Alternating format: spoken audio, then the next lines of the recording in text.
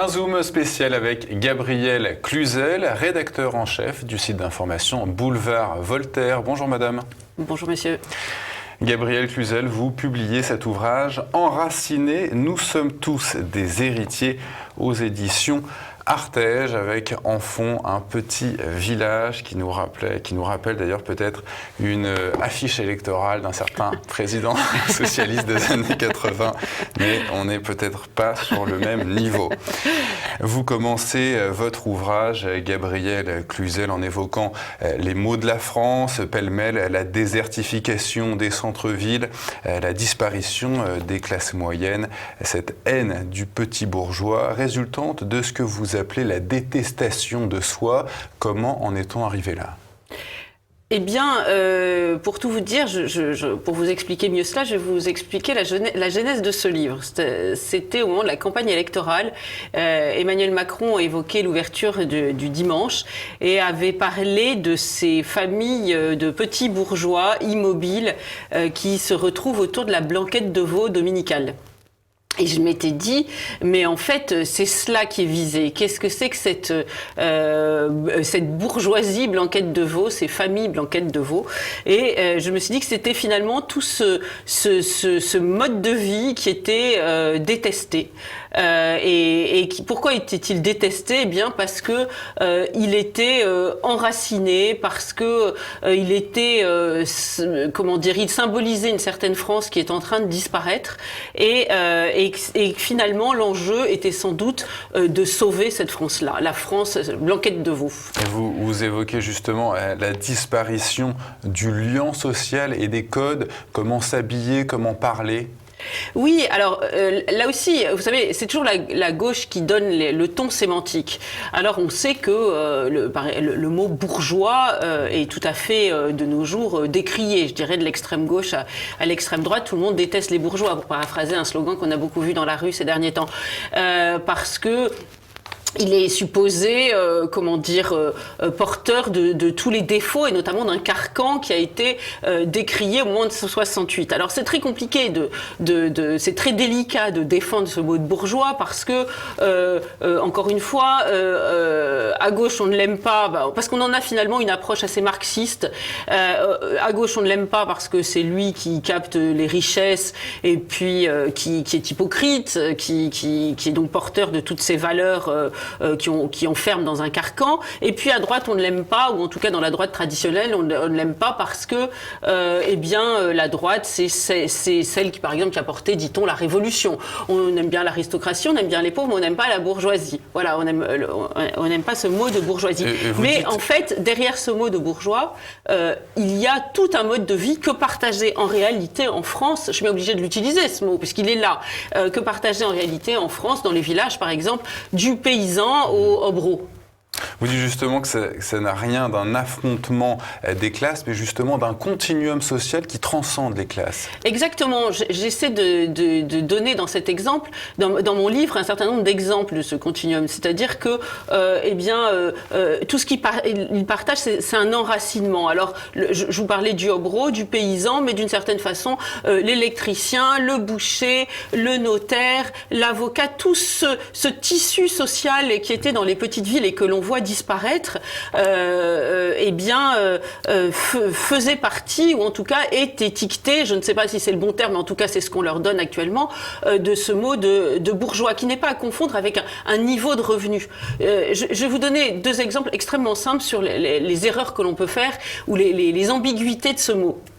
Sont réputées, par exemple, bourgeoise, la cravate. Vous vous souvenez que quand la France insoumise, avec Mélenchon et Ruffin et d'autres, sont rentrés à l'Assemblée nationale, ça y est, le peuple est à l'Assemblée parce qu'il n'a pas de cravate. Et je me suis dit, dis donc, Mélenchon, il n'a pas mis les pieds dans un lycée depuis la guerre d'Algérie.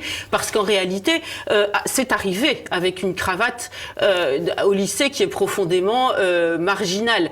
La grande banalité, c'est évidemment d'arriver avec avec, comment dire, une allure... Une casquette, un jean troué, évidemment, le grunge de retour. Évidemment. Donc, et on voit un exemple très clair au moment de l'émission politique, j'en parle dans mon livre, de Jean-Michel Blanquer. Il y a 2 jeunes lycéens qui arrivent, qui sont cravatés un peu endimanchés parce qu'on les a invités à interroger le ministre de l'Éducation, et des professeurs et des adultes sans doute bien intentionnés, et ils ont eu raison, les recommander parce que ce sont les codes, alors qu'on appelle aujourd'hui les codes bourgeois. On veut casser les codes, mais ce sont les codes. Par respect, on s'habille correctement. Et là-dessus, le média, vous savez, le média de la France insoumise avait plaisanté en disant c'était quoi, Neuilly, Auteuil-Passy, en reprenant une vieille rengaine des inconnus. Pour se moquer d'eux, en réalité, on s'était rendu compte que l'un venait de Chartres, là, on peut dire la France périphérique, et l'autre de Villemomble, le 93. Donc les bourgeois, c'était pas du tout ça. En revanche, Antonin Bernanos, celui qui n'a absolument pas de cravate, vous devez sûrement vous en souvenir. Petit-fils ou arrière-petit-fils de l'écrivain. Qui avait mis le feu à une voiture de police. Eh ben, vous savez tout. Et en revanche, lui, sur le plan du compte en banque, en tout cas de celui de ses parents, a toutes les caractéristiques d'un bourgeois. Donc il y a une ambiguïté sur la qualification de ce mot. Autre exemple, le mariage. Le mariage qui est une institution réputée bourgeoise. Mais... autrefois, dans cette France qui nous est chère, en tout cas qui m'est chère, qui était celle de mes ancêtres, que j'ai finalement peu connue puisque je suis née après 68, mais eh bien le mariage était une institution forte dans tous les milieux. Et il suffit de voir la fille du puisatier pour voir que le puisatier, qui n'était pas un grand bourgeois, n'était pas tellement...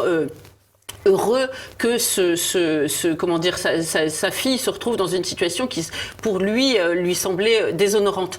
Et en réalité, ces codes bourgeois, parce que finalement, qu'est-ce que c'était qu'un petit bourgeois, sinon un pauvre qui avait réussi avec sa valeur et son mérite, eh bien, faisait justement un maillage, un référentiel commun qui s'étendait d'éducation, alors Orson Welles parlait d'essence commune, vous savez, pour le peuple, mais elle existait aussi dans toute une société qui était finalement éduquée de la même façon, avec des codes qu'aujourd'hui on étiquette, et c'est volontaire parce que ça les discrédite, comme bourgeois.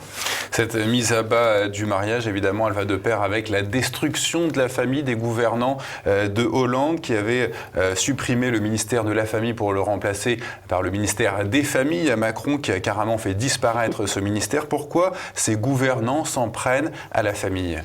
Il est évident que la famille est porteuse de valeurs réputées détestables dans notre monde. C'est le premier enracinement. Vous avez un enracinement biologique, à défaut d'être géographique certaines fois, mais très vite, votre enracinement géographique vous apparaît également.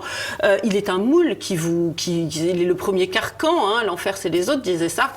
Eh bien là, il faut... C'est une aliénation. C'est la première aliénation. C'est un lieu d'autorité entre parents et enfants, c'est un lieu de hiérarchie, c'est un lieu de transmission. Enfin, vous voyez, tous ces mots honnis, transmission de tradition, transmission de rituels, parfois de spiritualité, transmission de culture. C'est un lieu, je vais oser ce mot provocateur, d'exclusion, parce que c'est une évidence. On préfère ses propres enfants à ceux du voisin. Je me souviens, Isabelle Alonso, qui est une féministe célèbre, m'avait dit sur un plateau téléviseur, moi j'ai pas d'enfants, mais tous les enfants du monde sont mes enfants. Mais c'est faux, pardon d'être un peu trash, mais sinon nous serions tous les jours à Necker en train de pleurer devant la mort. Non, nos enfants, c'est quelque chose, nos enfants. Donc toutes ces valeurs-là sont aujourd'hui, ont été bannies du champ des valeurs acceptables. Donc évidemment, la famille devait être bannie aussi. Alors François Hollande avait fait un ministère des familles, mais c'est un petit peu un déprivatif. C'est-à-dire qu'il a détricoté la famille, et là, il n'y en a carrément plus. Et le résultat, j'en parle dans mon livre, c'est que quand on fait une enquête auprès des jeunes, il y a des jeunes filles qui vous disent « J'hésitais entre donner mes ovocytes et puis donner mon sang. Et puis, je me suis dit que les ovocytes... non, c'était plutôt la moelle, don de moelle. Ça serait peut-être moins douloureux, comme si c'était la seule différence. Vous évoquez justement... ces valeurs de la hiérarchie, de l'autorité, c'est bien des valeurs qui sont prônées par une autre institution extrêmement fragilisée ces dernières années, c'est l'armée. Comment vous expliquez que ces valeurs encore très respectées au sein de l'armée, la hiérarchie, l'autorité, sont dénigrées comme à l'école aujourd'hui, par exemple? C'est-à-dire que en réalité, c'est assez ambigu parce que on sent bien qu'à l'école, il faudrait plus d'autorité, de hiérarchie. Les professeurs se lamentent. Enfin, le hashtag pas de vague, qui est encore récent, montre à quel point la transmission, mais tout simplement la sécurité, ce qui est quand même fou, sont menacées à l'école. Donc, on sent bien qu'il faudrait plus de valeurs de ce genre-là, mais en réalité, on est incapable de les réintégrer. Alors, de temps en temps, quelqu'un sort de son chapeau une brillante idée en disant il faudrait rétablir le service militaire. Mais alors maintenant, il a été comment dire, supprimé par Chirac. On voit pas, c'est sur un plan pratique et économique, c'est évidemment très difficile à reconstruire. Mais on se rendait compte que, puisque c'était un lieu d'éducation, où peut-être qu'on allait leur donner là des valeurs, des principes qu'on n'avait pas réussi à leur transmettre avant. Moi, ce que je remarque, c'est que on déteste ces valeurs, sauf quand, tout d'un coup, on se rend compte que c'est de ces rangs-là que sortent les héros. C'est-à-dire, je pense à Arnaud Beltrame, je pense plus récemment à ceux qui sont morts dans un accident d'hélicoptère au Mali, ceux qui sont allés chercher des otages au Burkina Faso au prix de leur vie. Et parce qu'on se rend compte que ce n'est pas avec des valeurs d'individualisme qu'on va faire en sorte qu'un groupe d'hommes aille à une mort possible dans le but de préserver un bien qu'il juge supérieur et qu'il appelle la patrie. Est-ce qu'on n'a pas au fond un peu un état schizophrène qui d'un côté rend hommage à ces soldats qui exacerbent ces valeurs de respect, de dignité, de hiérarchie, et de l'autre cet État qui fait dans ses écoles, qui promeut l'abandon justement du respect au maître, etc. Mais évidemment, nous sommes dans la schizophrénie absolue parce que quand le gouvernement se confronte se frappe sur la réalité, il se rend bien compte que ce sont des familles qui ont conservé des valeurs d'enracinement. C'est très intéressant d'ailleurs de s'intéresser un petit peu aux familles qui ont porté ou aux écoles dont sont issus les enfants dont on entend parler quand ils se retrouvent avec un cercueil drapé du drapeau bleu-blanc-rouge aux Invalides, mais qui sinon sont un peu la France silencieuse. On se rend bien compte qu'il y a là des valeurs qu'il faudrait transmettre à tous les jeunes Français. On déplore, on se dit que c'est la perte de ces valeurs qui a conduit à l'archipélisation de ce pays. Mais en revanche, on est incapable de le reconnaître parce que si nous sommes tous très prompts à aller frapper notre époque va frapper sa coulpe sur la poitrine de ses aïeux. En revanche, faire sa propre repentance et se rendre compte que les valeurs de mai 68 et interdit d'interdire et tutti quanti, c'était pas une si bonne idée, mais ça, il y a très très peu de monde qui est capable de le reconnaître. Cette France d'antan que vous citez, que l'on sait docile, gentille et même bonne poire, dites-vous, est-ce le christianisme au fond qui l'a modelée ainsi, toujours prête à tendre la joue ? Oui, c'est évident. Moi, un certain nombre d'ailleurs d'auteurs ont relevé cela comme une critique en disant, je me souviens d'Éric Zemmour qui doit dire dans son livre Le Premier Sexe, c'est ça, qui doit dire que finalement le christianisme a un peu émasculé l'Occident. Je crois que Nietzsche et puis quelques autres, Sels, le disaient aussi. Mais c'est aussi celui qui nous a modelés, celui qui nous a civilisés, qui a donné toutes ces valeurs précisément qui sont ce creuset commun, qui était aussi qui se sont acculturés sur un terrain gréco-latin, mais qui nous ont permis d'être ce que nous sommes aujourd'hui. Il est évident que le savoir-vivre dans toutes ses déclinaisons, la galanterie, le respect des anciens, tu honoreras ton père et ta mère, sont héritiers de valeurs chrétiennes. Et de la même façon, on peut dire que la rigueur, l'amour du travail bien fait, toutes toute cette façon de travailler qui, eh bien là aussi, c'est une déclinaison profane des valeurs chrétiennes. Alors en effet, le christianisme a pacifié notre monde et ce qui fait que cette France bien élevée, vous voyez, je tourne toujours un peu autour des mêmes sujets. C'était la France bien élevée il y a quelque temps. Là, c'est la France enracinée, la bourgeoisie blanquette de veau, mais c'est toujours finalement les mêmes réalités. Eh bien, cette France-là, à qui on a appris qui vole un œuf, vole un bœuf, on ne frappe pas les filles même avec une rose, élevée de la même façon au rythme des fêtes carillonnées, eh bien aujourd'hui elle est tellement bien élevée qu'elle peine à se faire entendre. C'est une réalité, mais c'est aussi son honneur. Vous citez cette expression de catholicisme zombie. Qu'est-ce qui a rendu la religion catholique comme un zombie? Alors c'est pas moi qui l'ai inventé cette expression, c'est Emmanuel Todd, ouais. voilà, qui explique que le catholicisme zombie, c'est finalement le catholicisme culturel qui reste quand la foi a disparu. Il y a énormément aujourd'hui de catholiques zombies, disons au moins dans les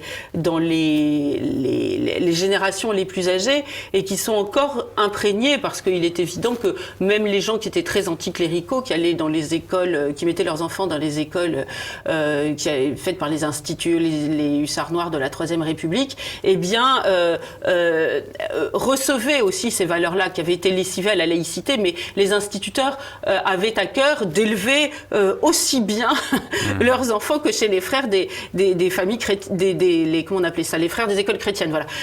Donc là aussi, il y avait ce terreau commun-là. Et du reste, on leur avait donné une culture chrétienne. Tout homme de 70 ans, quand il va dans une église, eh bien, il sait vaguement reconnaître les principales statues.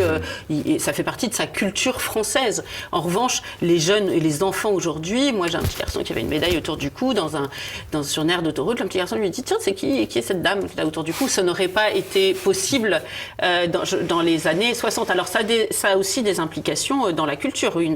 Un professeur en lettres classiques me disait comment étudier Pascal ou Racine, quand on est absolument ignorant de toutes ces réalités qui sont au fondement de notre culture. Donc vous voyez que c'est plus une question de foi là, mais de culture. Et alors la solution, je pense, qui va être choisie, c'est de supprimer Pascal et Racine. À l'opposé de la disparition, Gabrielle Cluzel, de ce petit bourgeois catholique de province, vous décrivez l'avènement de celui que vous baptisez le courgeois en remplaçant le B par un C. Est-ce que vous pouvez nous dresser un petit peu le portrait robot de ce courgeois? Et d'ailleurs, c'est quoi le C que vous placez à la place du B? Alors, le courgeois, quelqu'un me disait, mais quelle est la différence entre le courgeois et le bobo? Je vais vous dire, le bobo, bourgeois bohème, je trouve que c'est un peu usurpé. C'est un imparfait, c'est une sorte d'oxymore. Parce qu'en réalité, le bourgeois n'est plus attaché à son bourg. Le bourgeois, il est le courgeois, il est mondialisé. Donc, le bourgeois mondialiste, si vous voulez, celui qu'on a coutume d'appeler bobo, s'est débarrassé de son bourg d'origine. Donc, le courgeois, eh bien, il est nomade, évidemment. C'est un C comme consommation, c'est un C comme la course, c'est-à-dire qu'il court toute la journée, il y en a qui sont en marche, il y en a qui sont en course, et il court vers toujours plus de consommation compulsive. Vous voyez, on est toujours plus dans les C, et c'est un courgeois, C-O-U-R-T, trait d'union G-E-I-E, la joie sera de courte durée, puisqu'il est dans l'instantané, et c'est comme un enfant à une fête foraine, il consomme, ça fait le bonheur de notre société libérale, ce pauvre aux poches pleines, argent qu'il est sommé de dépenser immédiatement. Exactement, c'est ainsi qu'il plaît. Vous voyez bien que notre gouvernement fait tout pour traquer l'argent qui lui semble immobilisé, que ce soit dans la pierre, dans un bas de laine. Il faut que l'argent circule et nous sommes sommés de consommer et de devenir tous des courgeois. En revanche, les autres bourgeois qu'on peut appeler les immo-bourgeois, ceux qui ont le malheur, par par exemple, d'être propriétaire d'un coin de terre, parfois en France périphérique et qui vaut pas 3 clous, eh bien, eux, en réalité, sur le plan sonnant et trébuchant, eh bien, eux, on va aller leur faire les poches tant qu'ils n'auront pas adopté le mode de vie du courgeois. Et d'ailleurs, pour illustrer ce que vous êtes en train de nous dire, Gabriel Cluzel, je regardais sur TF1 lors d'un jeu télévisé, Nikos annonçant que le gagnant de ce jeu gagnerait 50 000 € par an tous les 3 ans, et argent qui serait sommé de dépenser dans l'année. Donc, voyez, on force les gens à dépenser l'argent et à ne pas l'épargner. Donc voilà, c'est une illustration de ce que vous êtes en train de nous dire. Évidemment, ce courgeois, et vous enchaînez là-dessus, il est aussi bien homme que femme, et vous insistez sur le rôle de cette presse féminine, et vous la dénoncez, vous dénoncez ce rôle. Qu'est-ce que vous lui reprochez à cette presse ? Eh bien, écoutez, la presse féminine a couru devant dans cette entreprise de déconstruction sous couvert de défendre la femme. En réalité, elle a fait tout le contraire. Alors, elle a été à l'avant-garde pour, comment dirais-je, dénigrer ce mode de vie de province ou en bourgeoisie, toutes les institutions, comment dire, dans l'inconscient collectif qui fonctionne avec, comme le mariage.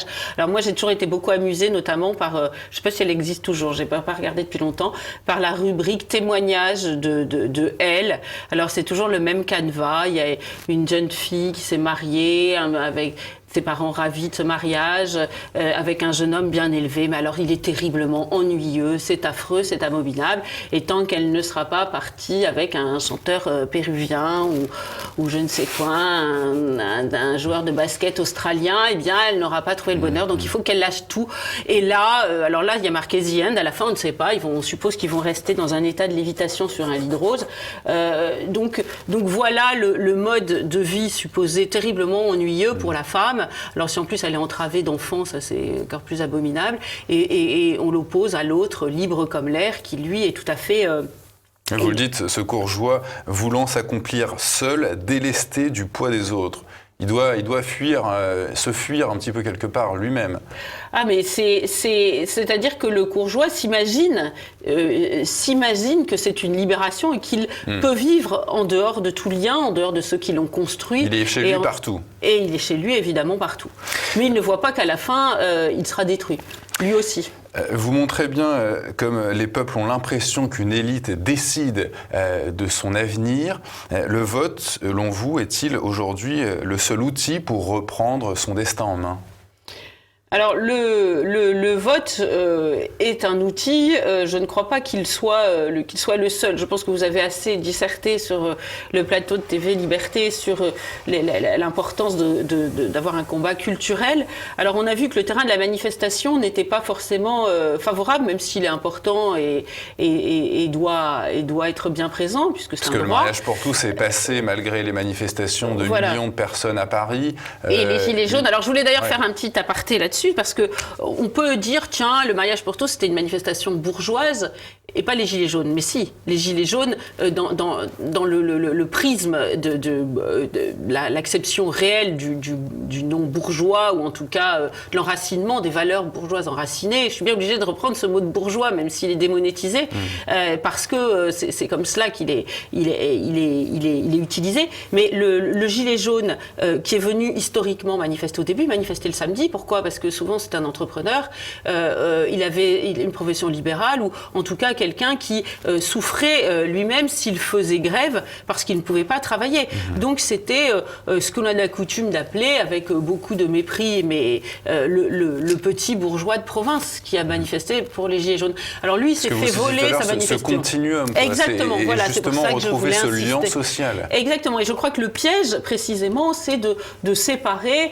une certaine classe aisée qui manifesterait avec la manif pour tous, ce qui n'est pas vrai, parce que en réalité, il y a aussi un déclassement de ces classes moyennes-là.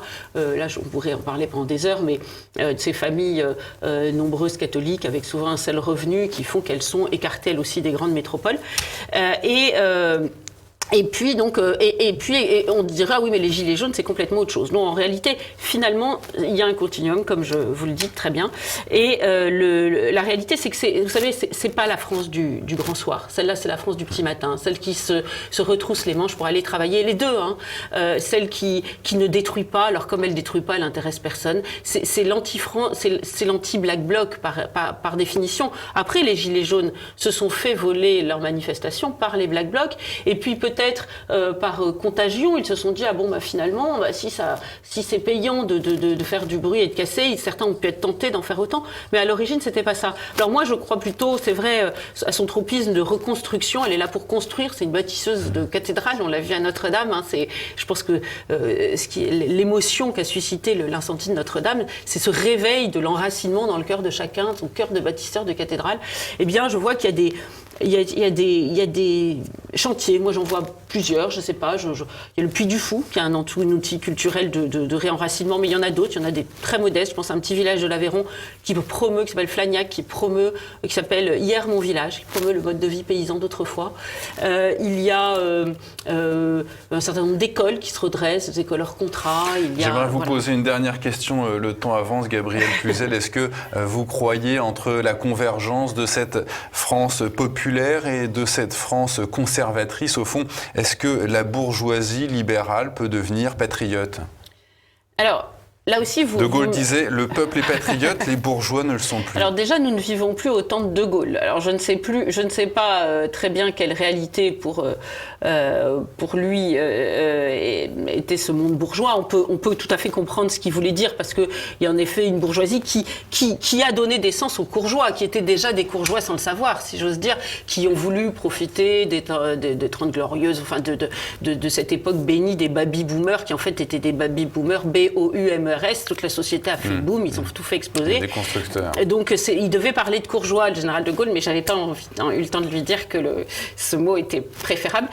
Non, mais vous parlez de bourgeoisie libérale. Je ne sais pas si la bourgeoisie est libérale, si vous voulez. Cette bourgeoisie-là, en tout cas, conservatrice, qui manifestait peut-être pas le ventre mou, mais disons le cœur dur de la manif pour tous qu'on retrouve pour la PMA, si elle est vraiment libérale, on pourrait dire qu'en Hongrie, qui est réputée être un pays, une démocratie illibérale, on dit aujourd'hui, eh bien, il y a toute une petite bourgeoisie avec un art de vivre qui ressemble beaucoup, quand on va se promener là-bas, à ce qu'avait pu être notre France de jadis, en Pologne aussi, d'une certaine façon, eh bien, qui est garante de ces valeurs-là.